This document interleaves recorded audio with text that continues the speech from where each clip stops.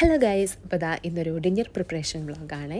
കുറേ ദിവസമായിട്ടോ നമ്മൾ ചോറ് കഴിച്ചിട്ട്. അപ്പോൾ ഇന്ന് ചോറൊക്കെ വെക്കാമെന്ന് വിചാരിച്ചു.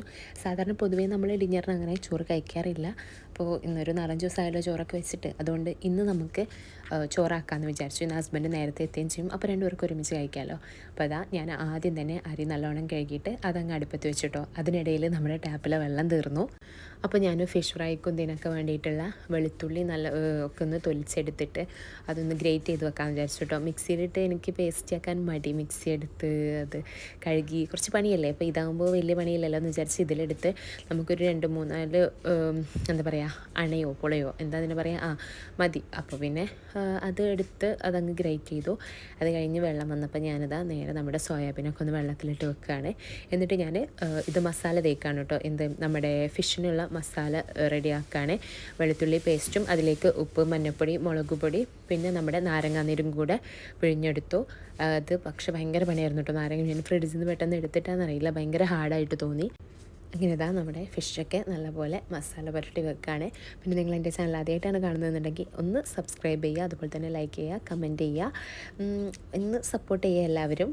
അപ്പോൾ നമ്മുടെ മയനൊക്കെ നല്ല മസാല തേച്ച് വെച്ചതിന് ശേഷം ഞാൻ സോയാബീന് ഇങ്ങനെ ചെറുതാക്കി ഒന്ന് നടുമുറിക്കുകയാണ്. കാരണം എനിക്ക് വലിയ സോയാബീനോട് വലിയ താല്പര്യമില്ല. അപ്പോൾ ഞാൻ അതിൻ്റെ നടുവൊക്കെ ഒന്ന് കട്ട് ചെയ്ത് വെക്കണ്ട. ആദ്യം കൈ കൊണ്ട് പിച്ച് നോക്കി, അപ്പോൾ ശരിക്കും കിട്ടുന്നില്ലായിരുന്നു. അപ്പോൾ ഞാനിതാ കത്തി വെച്ചതിനൊന്ന് കട്ട് ചെയ്തിട്ട് അതൊന്ന് തിളപ്പിക്കാൻ വെച്ചു കേട്ടോ സോയ. എന്നിട്ട് ഞാൻ പാത്രം കഴുകാൻ വേണ്ടിയിട്ട് നിന്നു.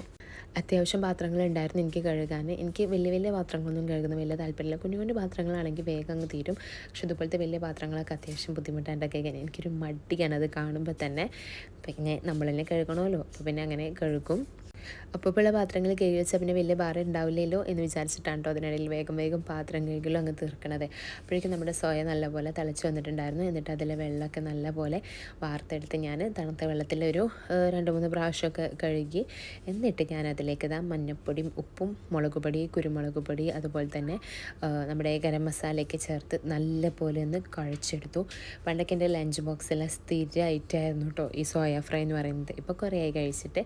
അങ്ങനെ വെളിച്ചെണ്ണ ഒഴിച്ച് അതിലേക്ക് കറിവേപ്പില ഇട്ടതിന് ശേഷം നമ്മുടെ സോയ അതിലിട്ട് നല്ല പോലെ ഫ്രൈ ആക്കി എടുത്തു. പക്ഷെ നല്ല ടേസ്റ്റ് ഉണ്ടായിരുന്നു കേട്ടോ സോയ ഫ്രൈ. കുറേ കഴിഞ്ഞ് കഴിക്കുന്നതുകൊണ്ടാണെന്നറിയില്ല. പിന്നെ അതിനിടയിൽ ഞാൻ ഫിഷും ഫ്രൈ ചെയ്തിട്ടുണ്ടായിരുന്നു. പിന്നെ നമ്മൾ ബിഗ് ബോസൊക്കെ കണ്ട് അങ്ങനെ ചോറൊക്കെ കഴിച്ചു. അങ്ങനെ ഭക്ഷണം കഴിക്കലൊക്കെ കഴിഞ്ഞതിന് ശേഷം ഞാൻ ഹസ്ബൻഡിന് കമ്പനി മീറ്റിംഗിൽ നിന്ന് ഇങ്ങനെ കുറച്ച് ഗിഫ്റ്റൊക്കെ കിട്ടിയിട്ടുണ്ടായിരുന്നു. അതിലുള്ളതായിരുന്നു കേട്ടോ ഇത്. ഒരു കുഞ്ഞു പോട്ടും മാരിഗോൾഡിൻ്റെ സീഡൊക്കെ ആയിട്ട്. അപ്പോൾ ഞാൻ അതൊക്കെ അതൊന്ന് എന്താ പറയുക, ചകിരിച്ചോറും ഇതെല്ലാം വെച്ച് റെഡിയാക്കി എടുത്തു. അപ്പോൾ ഇന്ന് ഇത്രയൊക്കെയുള്ളൂ. Okay, bye guys.